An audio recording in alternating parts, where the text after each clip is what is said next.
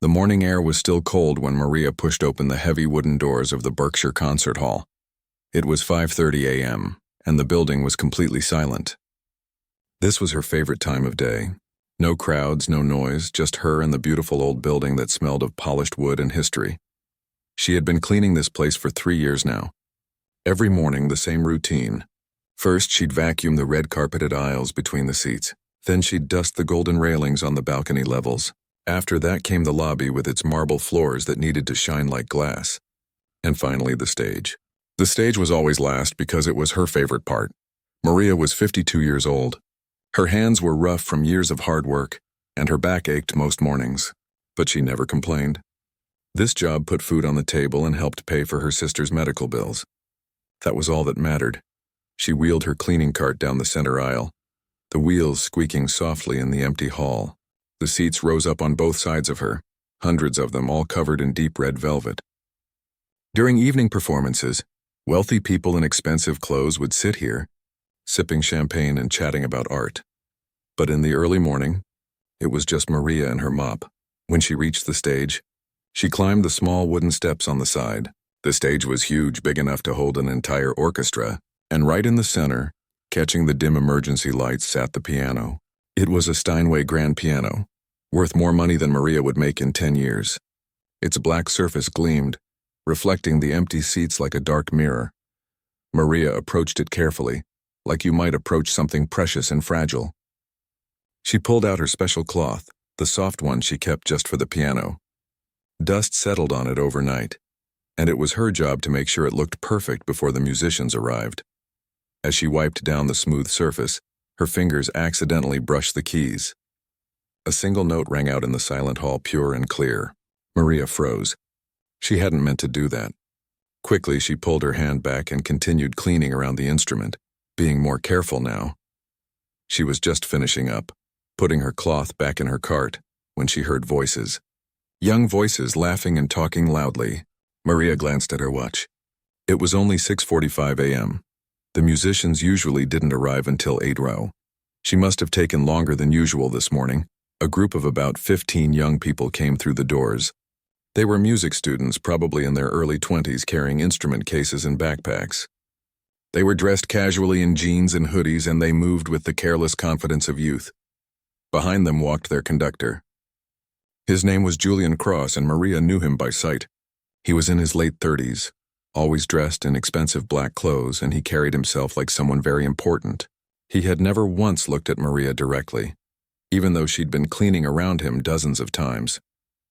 To him, she was invisible, just part of the furniture. "All right, everyone on stage," Julian called out, clapping his hands. "We have exactly 2 hours to rehearse before the main orchestra arrives. Let's not waste time." Maria quickly started to gather her things.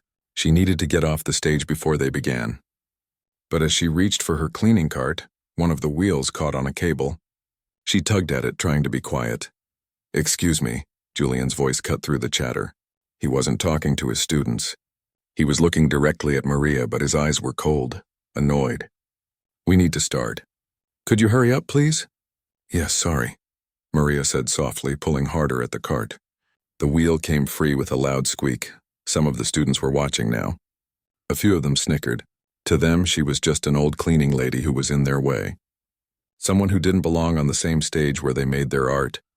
Maria was almost at the steps when Julian spoke again. This time, his voice had a mean edge to it, the kind of tone people use when they want to show off in front of others. "Wait," he said. Maria stopped, turning back.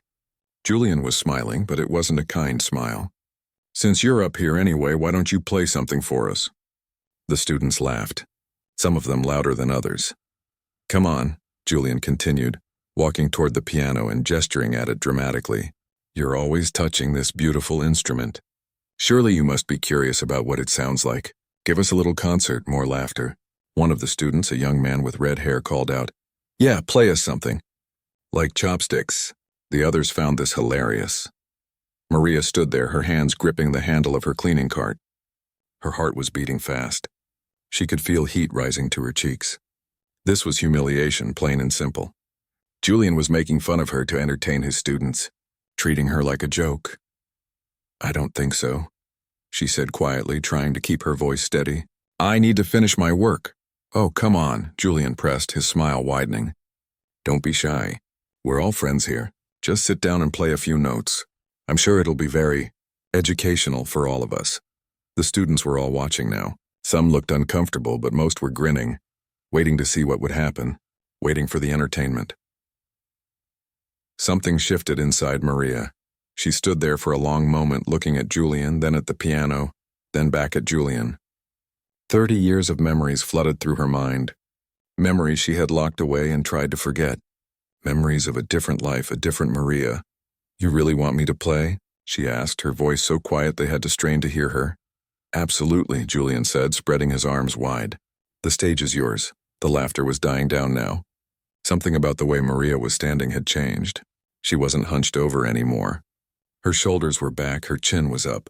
She let go of the cleaning cart. It stood there in the middle of the stage as she walked slowly toward the piano. Her worn sneakers made soft sounds on the wooden floor. Every step felt heavy, like she was walking toward something inevitable. When she reached the piano bench, she pulled it out. The legs scraped against the floor. She sat down carefully, adjusting the bench with small movements back and forth until it was exactly the right distance from the keys. It was the kind of adjustment that comes from muscle memory from years of practice. The students had stopped laughing. The hall was completely quiet now. Maria looked down at the keys, black and white, perfectly arranged, waiting. Her hands were shaking slightly. These hands that had scrubbed floors and washed dishes and done so many hard things. These hands that had once done something very different. She took a deep breath. Then she placed her fingers on the keys, and everything changed. The first notes came softly. Maria's fingers moved across the keys with a gentleness that seemed almost careful, like she was greeting an old friend she hadn't seen in years. The sound that filled the concert hall was pure and clear, each note perfectly placed. Then something shifted. Her fingers began to move faster. The soft melody transformed into something powerful, something that demanded attention. The music swelled and grew, filling every corner of the massive hall. This wasn't chopsticks. This wasn't a beginner fumbling through a simple tune. This was Rachmaninoff's Piano Concerto No. 2, one of the most difficult and beautiful pieces ever written. The students stood frozen. The smiles had completely vanished from their faces. One girl dropped her violin case and it hit the floor with a thud, but no one even looked. They were all staring at Maria, at her hands flying across the keys, at the impossible thing that was happening right in front of them. Julian's mouth had fallen open. The smug, mocking expression was gone.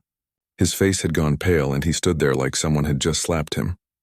Maria's whole body moved with the music.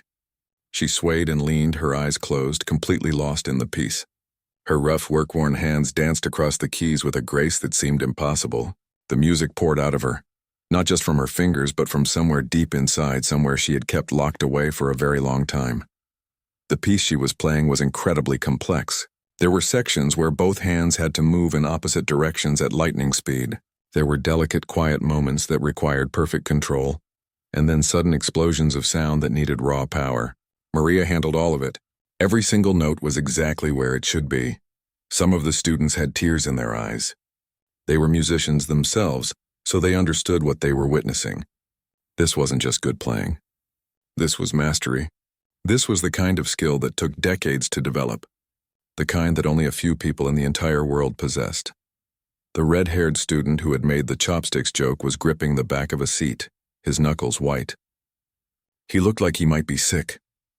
Maria played on, her face showing emotions that words couldn't describe. There was pain there and loss, but also something like joy, like she was remembering something beautiful that she'd forced herself to forget. The music built to a climax, her hands striking the keys with power that seemed impossible from such a small woman. The sound was enormous, filling the hall until it felt like the walls themselves were vibrating.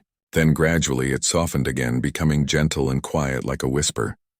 When she played the final notes, they hung in the air for a long moment. Maria's hands lifted from the keys slowly, almost reluctantly. She sat there, breathing hard, her eyes still closed. The silence that followed was complete. No one moved. No one made a sound. Finally, Maria opened her eyes. She looked down at her hands like she was surprised to find them there. Then she looked up at the students, at their shocked faces, at Julian standing there like a statue. She stood up from the bench. Her legs felt shaky, but she steadied herself. Without saying a word, she walked back to her cleaning cart. She gripped the handle and started pulling it toward the stairs. "Wait!" Julian's voice came out as barely more than a whisper. He cleared his throat and tried again. "Wait! Please!" Maria stopped but didn't turn around. Julian walked toward her, his expensive shoes clicking on the stage floor. When he reached her, he just stood there for a moment like he didn't know what to say. His face was red now, flushed with embarrassment and something else. Shame, maybe. "Where did you learn to play like that?"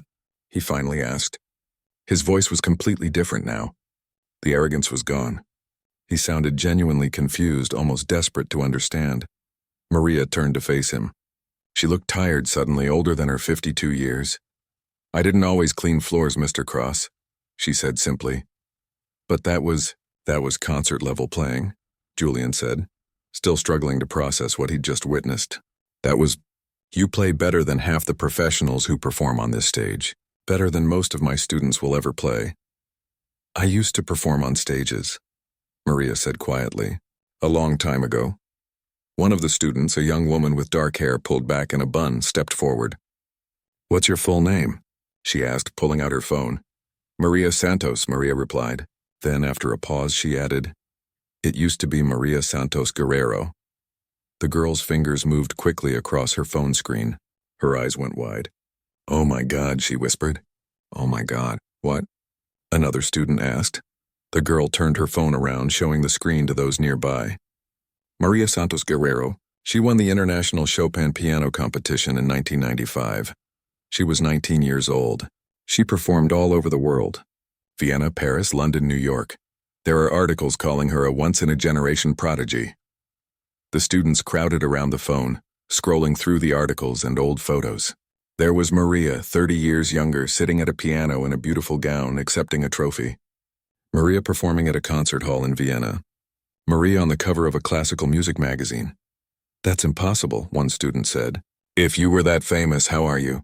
I mean, why am I cleaning toilets?" Maria finished for him. Her voice wasn't bitter, just matter-of-fact. "Life happens. Choices get made. Things change." Julian was shaking his head slowly like he still couldn't believe it. You just gave up everything? A career like that?" "I didn't give up anything," Maria said, and now there was steel in her voice. "I chose something else. Something more important." She pulled her cart toward the steps again. This time no one tried to stop her. They just watched her go. This small woman in a cleaning uniform who had just shattered everything they thought they knew about success and failure, about worth and value. As Maria disappeared through the backstage door, the students stood in stunned silence. The red-haired boy sat down heavily on the edge of the stage, his head in his hands. The girl with the phone was still scrolling through articles, reading about Maria's brilliant early career, trying to find what had happened, where she had gone. Julian walked slowly to the piano. He ran his hand along its surface, the same surface Maria had been dusting just 20 minutes ago. He sat down on the bench, still warm from where she had been sitting. He placed his hands on the keys but didn't play. He just sat there. "I'm an idiot," he said quietly. "A complete idiot." No one disagreed with him. One of the students, a boy who played cello, spoke up. "Did anyone record that?" Several students pulled out their phones, checking their screens. Most had been too shocked to think about recording. But then one student, a quiet guy who always sat in the back, raised his hand slightly. "I got it," he said. "The whole thing. I started recording when she sat down because I thought it was going to be funny. Something to laugh about later." He looked ashamed now. "I'm sorry. That was wrong. Send it to me," the girl with the phone said. "Please," the boy hesitated. "Why?" "Because people need to see this," she said firmly. "Because that was the most beautiful thing I've ever heard. And because that woman deserves better than being invisible." The boy thought about it for a moment, then nodded. Within seconds, the video file was transferring to her phone. None of them knew it yet, but that video was about to change everything. Maria finished her shift at noon, just like always. She clocked out, changed out of her work uniform in the small employee locker room, and walked to the bus stop. Her hands were still trembling slightly. She kept clenching and unclenching her fists, trying to make them stop. She hadn't played piano in 15 years, not once, not a single note. And this morning, She had played one of the most difficult pieces in the classical repertoire in front of an audience. Her fingers ached now, not used to that kind of work anymore. But it was a good ache. An ache she had almost forgotten. The bus ride home took 40 minutes. Maria stared out the window at the passing streets, barely seeing them. She kept thinking about Julian's face, about the way the students had looked at her. For 3 years she had been invisible in that building. Just the cleaning lady, someone to ignore or speak to only when necessary. This morning they had finally seen her, really seen her. She wasn't sure how she felt about that. When she got home to her small apartment, she found her sister Rosa in the kitchen making lunch. Rosa was 48 now, and she moved slowly with a slight limp on her left side. But she was alive. She was here. That was what mattered. How was work? Rosa asked, not looking up from the soup she was stirring. It was fine, Maria said automatically. Then she paused. Actually, something strange happened. She told Rosa everything. About Julian's cruel joke, about sitting down at the piano, about playing for the first time in 15 years. Rosa turned from the stove, the spoon still in her hand, soup dripping onto the floor. You played? Rosa's voice was barely a whisper. After all this time? I had to, Maria said. He was making fun of me, and I couldn't let him think I was nothing. Rosa set down the spoon and walked over to her sister. She wrapped her arms around Maria and held her tight. Neither of them said anything for a long moment. I'm sorry, Rosa finally said, her voice thick with emotion. I'm so sorry for what you gave up. Don't, Maria said firmly, pulling back to look at her sister. Don't ever say that. I would make the same choice 1,000 times over. That night Maria went to bed early, exhausted from the emotional weight of the day. She didn't know that across the city something was beginning to happen. The student who recorded the video, a 20-year-old named Tommy Chen, had gone home after rehearsal. He couldn't stop thinking about what he'd witnessed. He kept watching the video over and over, his headphones on, tears streaming down his face each time he reached the final notes. Around 8 p.m., he made a decision. He uploaded the video to social media with a simple caption. Our cleaning lady is actually a world-class pianist. This is what humility looks like. He posted it and went to make dinner, not expecting much to happen. By midnight, the video had 10,000 views. By morning, it had 500,000. By noon the next day, it had 5 million views and was climbing fast. People were sharing it everywhere. Musicians, teachers, random people who just loved the story. The comment section exploded with thousands of messages. I'm crying at my desk at work, one person wrote. This is the most beautiful thing I've seen all year, said another. Never judge people by their job title, someone commented. You never know who they really are. Classical musicians started weighing in. A famous pianist from Boston shared the video and wrote, This is extraordinary playing. Whoever this woman is, she has a gift that shouldn't be wasted. News outlets picked up the story, first local stations, then national ones. Reporters started calling the Berkshire Concert Hall, trying to find out who the mysterious pianist was.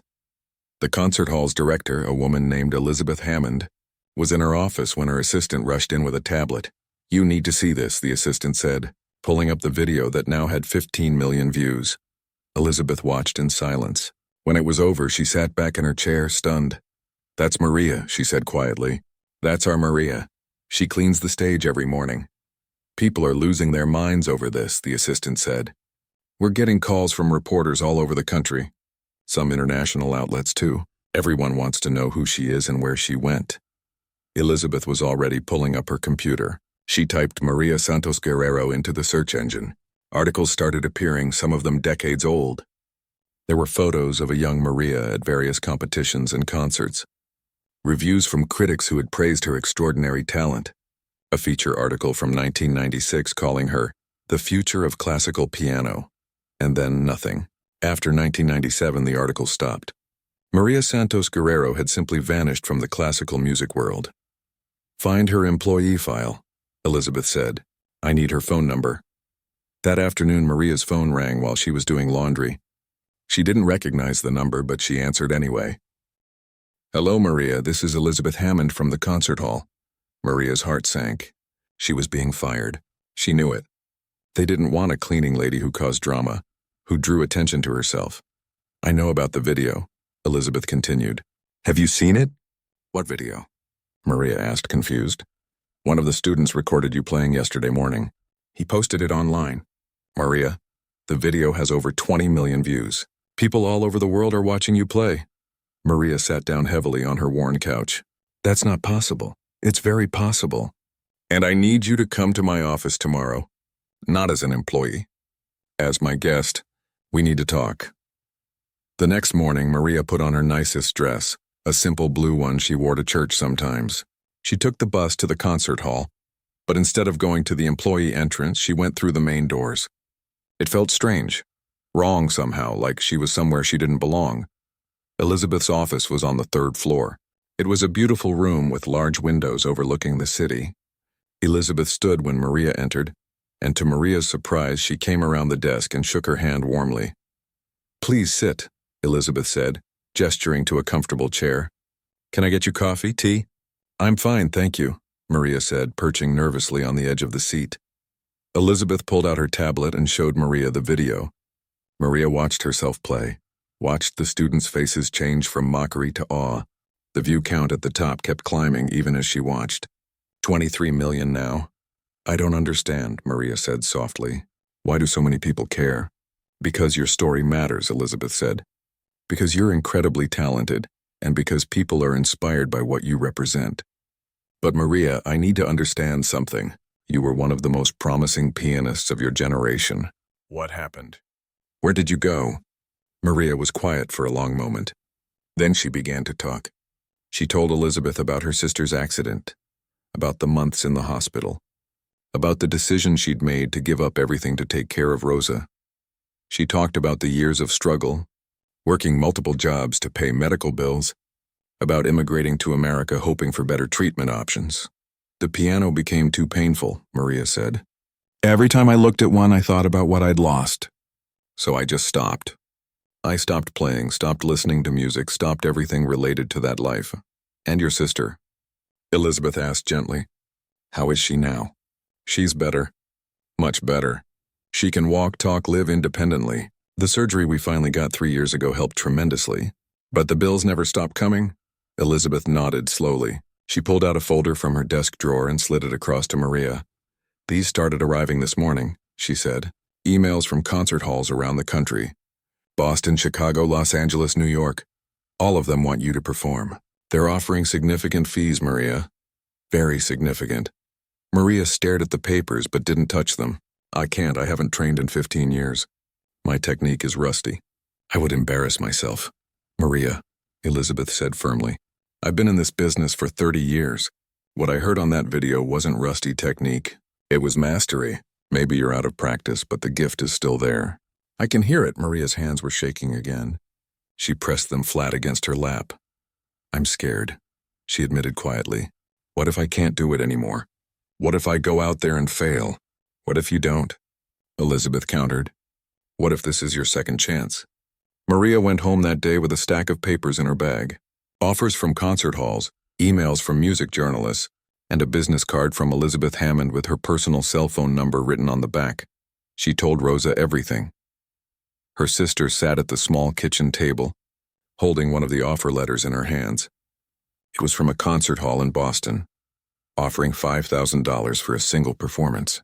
$5,000. That was more than Maria made in 3 months of cleaning. You have to do this, Rosa said, her voice firm.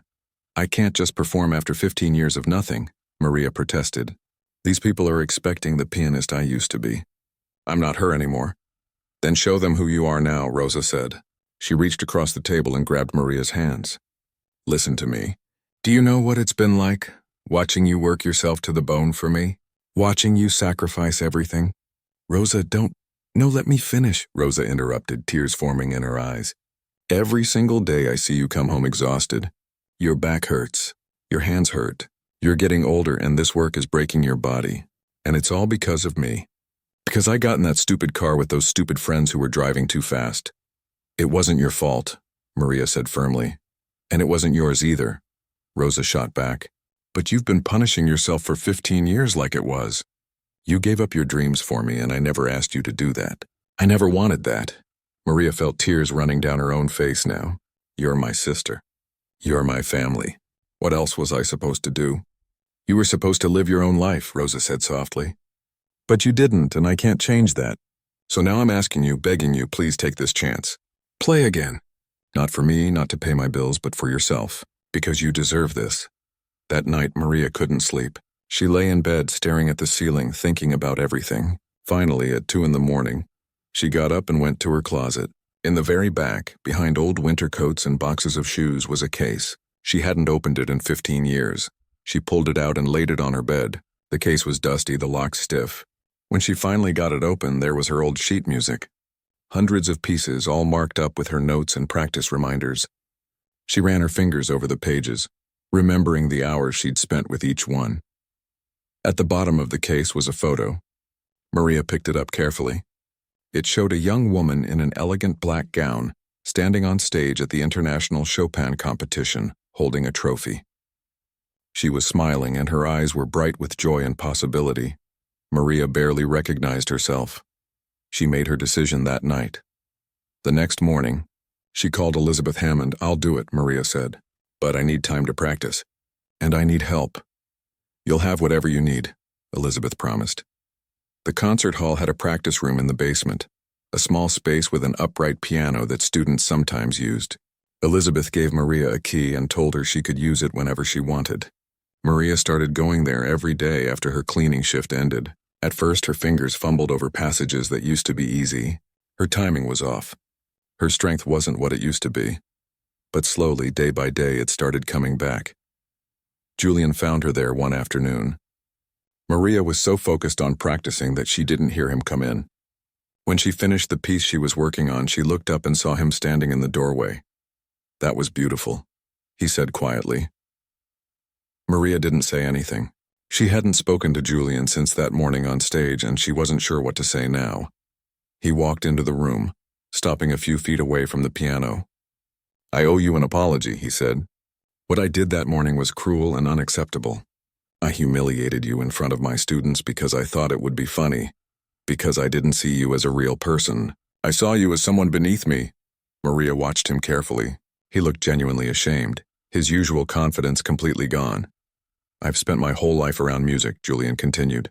I thought I understood what it meant to be an artist, to dedicate yourself to something. But watching you play that morning, and then learning what you sacrificed, what you gave up, I realized I don't understand anything. I've never had to make a choice like that. I've never had to give up my passion for something more important. It's easy to judge people when you don't know their story, Maria said softly. I know that now, Julian said, and I'm sorry, truly. He paused, then added, I heard you're going to perform at the benefit concert next month. The one Elizabeth is organizing, Maria nodded. Elizabeth had proposed a special performance at the Berkshire Concert Hall, with all the proceeds going to help families dealing with medical crises. It seemed fitting somehow. A way to turn Maria's story into something that could help others facing the same impossible choices she had faced. I was wondering, Julian said hesitantly, if you would let my orchestra accompany you. We're not professionals, just students, but we'd be honored to play with you, and I think it would be good for them to learn from someone like you. Maria considered this. Part of her wanted to refuse, to tell him no and make him feel what rejection felt like. But she thought about Rosa's words, about not punishing herself anymore, about moving forward instead of staying stuck in the past. Okay, she said, but we'll need to practice together. A lot? Whatever it takes, Julian agreed. Word about the benefit concert spread fast. The video of Maria's impromptu performance now had over 50 million views. News outlets had covered her story extensively, and people were fascinated by the cleaning lady, who turned out to be a lost musical genius. The International Chopin Institute in Warsaw, where Maria had won her competition decades ago, released a statement. They posted old footage of her performance from 1995, a 19-year-old Maria playing with fire and passion. Classical musicians around the world shared the video, comparing it to her recent performance. A famous pianist named David Chen, who had won multiple Grammy Awards, posted on social media, I've been playing professionally for 20 years, and I still can't play Rachmaninoff like Maria Santos Guerrero did in that cleaning uniform. This woman is a treasure. The fact that she's been scrubbing floors instead of performing for audiences is a tragedy. Reporters tried to interview Maria, but she declined most requests. She wasn't comfortable with the attention, with being called a hero or an inspiration. She just wanted to play piano again. Tickets for the benefit concert sold out in less than 2 hours. The concert hall held 900 people, and they could have sold 5 times that many seats if they had them. People were offering hundreds of dollars for tickets on resale sites. Maria tried not to think about the pressure, about all those people who would be watching her, judging her, comparing her to who she used to be. Instead, she focused on practice. She spent hours in that basement room working through the pieces she would perform. Rosa came to watch her practice one day. Maria didn't know she was there until she finished playing and heard soft applause. She turned and saw her sister standing in the doorway, tears streaming down her face. "That was perfect," Rosa whispered. "It wasn't," Maria said. "I made mistakes in the middle section." "I don't mean technically perfect," Rosa said, walking over to sit beside her on the bench. "I mean it was perfectly you. When you were young, you played like you were trying to prove something, like you were fighting the piano. But now you play like you're having a conversation with it, like your old friends who haven't seen each other in years." Maria thought about that. Maybe Rosa was right. Maybe she wasn't the same pianist she used to be. Maybe she was something different now, something better even. The night before the concert, Maria couldn't eat dinner. Her stomach was in knots.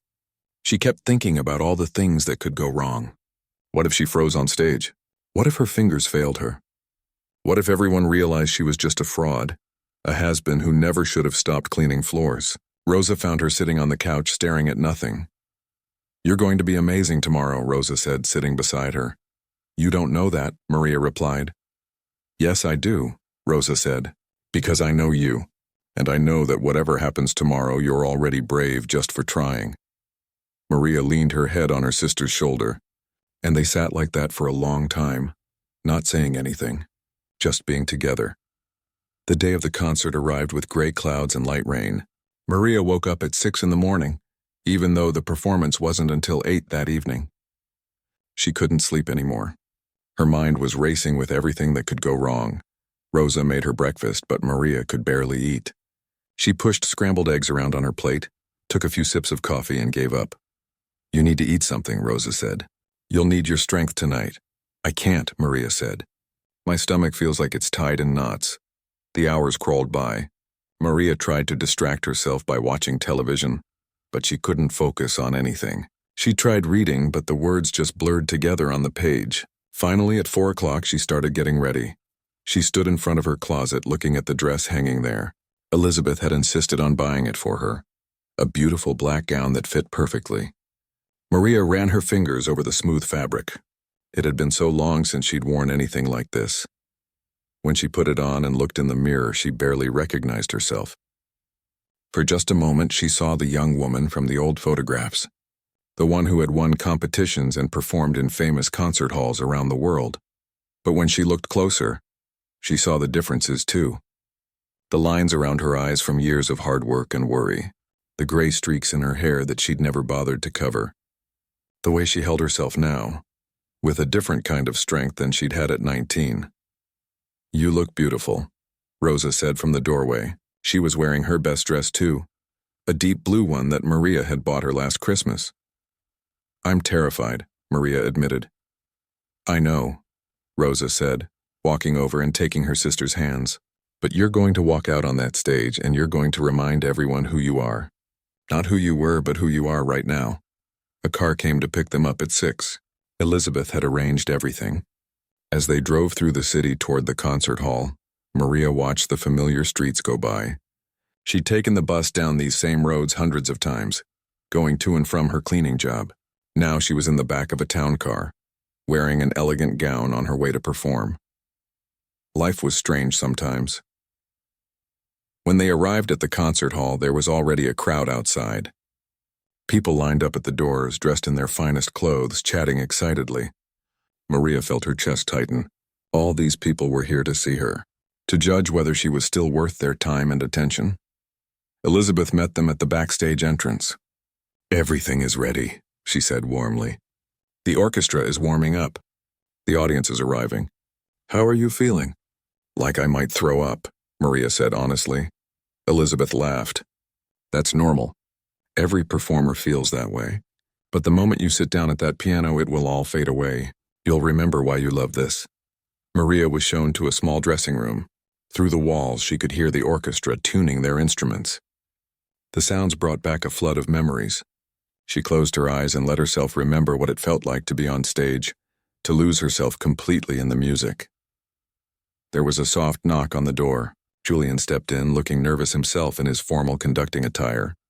I just wanted to check on you, he said. The orchestra is ready whenever you are. Are your students nervous? Maria asked. Terrified, Julian admitted with a small smile, but also excited. This is the most important performance any of them have ever done. They want to do right by you, Maria nodded. She appreciated that. 5 minutes, someone called from outside the door. This was it. Maria stood up, smoothed down her dress, and took a deep breath. Rosa gave her one last hug. I love you, Rosa whispered. No matter what happens out there, I love you too, Maria replied. She walked through the backstage corridors, following the path she'd walked hundreds of times before. But this time she wasn't carrying a mop or a bucket. This time she was walking toward the stage as a performer. She could hear the audience now, the low murmur of 900 people talking and laughing. The sound grew louder as she approached the wings. She stood there for a moment, hidden by the curtain, looking out at the sea of faces. The lights dimmed. The audience grew quiet. Elizabeth walked out onto the stage to introduce the performance. She talked about Maria's story, about the video that had captured the world's attention, about the purpose of tonight's benefit concert. Maria barely heard the words. Her heart was pounding so loud it drowned everything else out. Ladies and gentlemen, Elizabeth said, her voice clear and strong, please welcome Maria Santos Guerrero. The audience erupted into applause. Maria stepped out onto the stage and the sound washed over her like a wave. People were standing, clapping, some of them already crying. She walked to the piano on shaky legs, turned to face the audience, and bowed. When she sat down at the bench, something shifted inside her. The fear didn't disappear completely, but it changed into something else. Energy, purpose, focus. She adjusted the bench, exactly the way she always did. She looked out at the orchestra, at Julian standing ready with his baton. She found Rosa in the front row, her sister's face glowing with pride and love. Then she placed her hands on the keys. The first piece was Chopin, the same one she had performed at the competition 30 years ago. As she began to play, she felt time collapse. The young Maria and the present Maria merged into one person. All the years of struggle, of sacrifice, of pain and loss and love flowed through her fingers into the music. The audience was completely silent.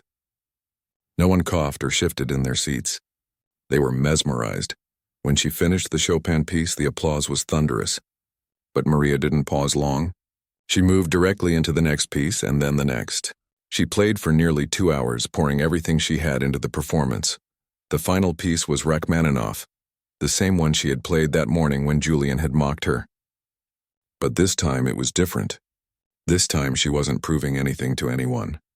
She was simply sharing something beautiful with people who wanted to hear it. The orchestra joined her, and together they created something magical. The music swelled and filled every corner of the concert hall. Maria's hands flew across the keys and she felt completely free. Free from fear, from regret, from all the weight she'd been carrying for so long. When the final notes faded away, there was a moment of absolute silence. Then the audience exploded. People leaped to their feet, applauding and cheering. Some were crying openly. The orchestra members were standing too, clapping for Maria. She stood and bowed, tears running down her face. She looked at Rosa, who was sobbing with joy. She looked at Julian, who had tears in his eyes too. She looked at all these people who had come to hear her play, who had believed in her even when she didn't believe in herself. The applause went on for 10 minutes. Maria bowed again and again, overwhelmed by the response. When she finally left the stage, Elizabeth was waiting in the wings. That was extraordinary, Elizabeth said, hugging her tight. Absolutely extraordinary. Backstage, Maria was surrounded by people. Musicians who wanted to congratulate her, reporters who wanted interviews, audience members who had somehow found their way back there just to tell her what her performance had meant to them. One elderly woman grabbed Maria's hands and said through tears, I gave up painting 40 years ago when I had children. Watching you tonight made me remember why I loved it. I'm going to start again.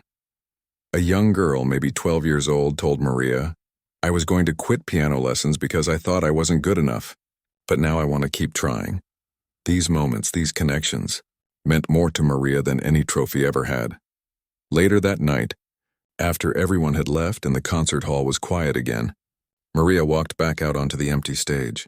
She sat down at the piano one more time, alone in the darkness, and played a single note. It rang out pure and clear in the silent hall. She thought about the long journey that had brought her back to this moment. The choices she'd made, the sacrifices, the years of cleaning these very floors. She thought about Rosa sleeping peacefully at home, healthy and whole. She thought about the second chance she'd been given, and about how sometimes the things we lose come back to us in ways we never expected. Maria had spent 15 years being invisible, working hard, taking care of the person she loved most. She didn't regret any of it. Those years had changed her, had made her into someone deeper and more complete than the ambitious young prodigy she'd once been. She wasn't that girl anymore. She was something better. She was someone who knew what really mattered in life, who understood the difference between success and happiness, between fame and purpose. And now finally, she could have both. Maria Santos Guerrero, the cleaning lady who shocked the world, had found her way home, not to the person she used to be, but to the person she was always meant to become. The stage lights dimmed and Maria walked away from the piano for the last time that night. But this time she knew she would be back, not as someone trying to recapture past glory, but as an artist with a story worth telling and music worth sharing. Her journey wasn't over. In many ways, it was just beginning.